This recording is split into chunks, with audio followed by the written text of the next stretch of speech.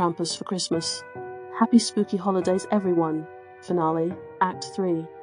The staff felt heavier in Liam's hands than he'd expected, as though it carried the weight of all the judgment it had ever delivered. The moment he gripped it, his vision blurred, and his body convulsed with pain. The cold seeped into his veins, turning his blood to ice, and his breath came out in shallow, frosty gasps. Krampus stepped back, its fiery eyes narrowing as it watched Liam's transformation. The boy's shadow stretched unnaturally, growing horns, claws, and a jagged tail that whipped back and forth. The staff burned with a faint, pulsating light, binding itself to Liam's trembling grasp.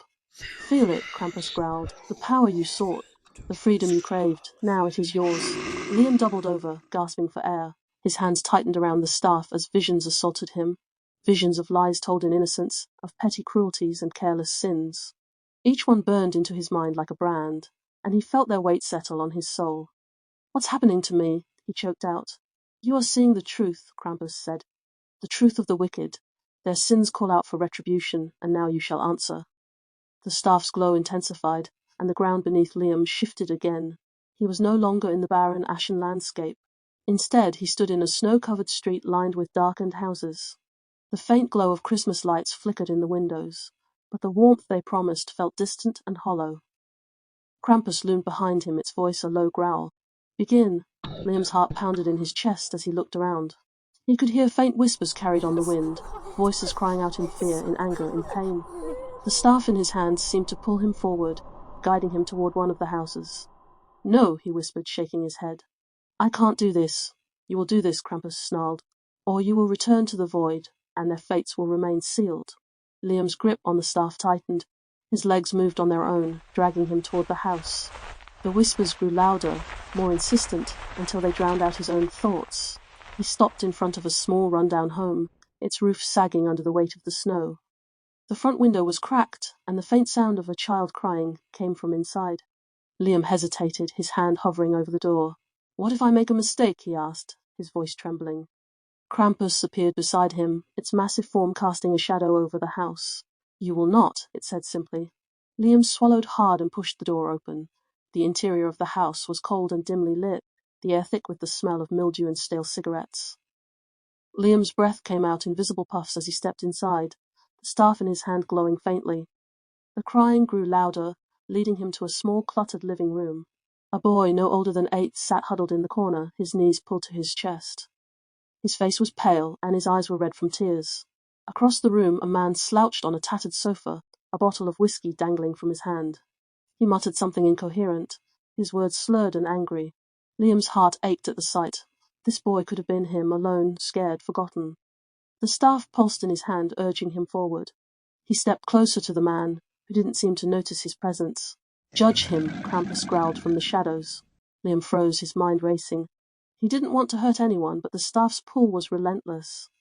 He felt the weight of the boy's tears, the echoes of his cries, pressing down on him like a tidal wave. "What did he do?" Liam whispered, his voice trembling. "Does it matter?" Krampus replied coldly. Liam looked back at the boy, who stared at him with wide, fearful eyes. For a moment their gazes locked, and Liam saw himself reflected in the boy's expression.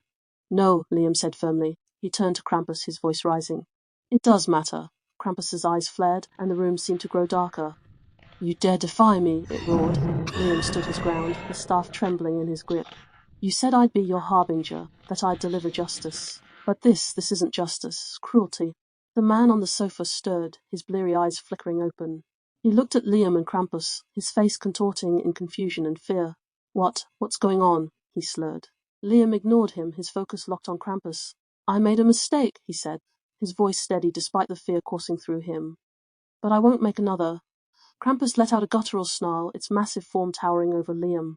"You think you can deny me, foolish boy? You are nothing without me." Liam's grip on the staff tightened. He could feel its power coursing through him, cold and unrelenting. But he could also feel something else, a faint warmth buried deep within him. A spark of defiance. He raised the staff, its light growing brighter. "I may be nothing," he said, his voice unwavering, "but I won't be your nothing." The staff's glow erupted into a blinding light, forcing Krampus to recoil with a roar of rage.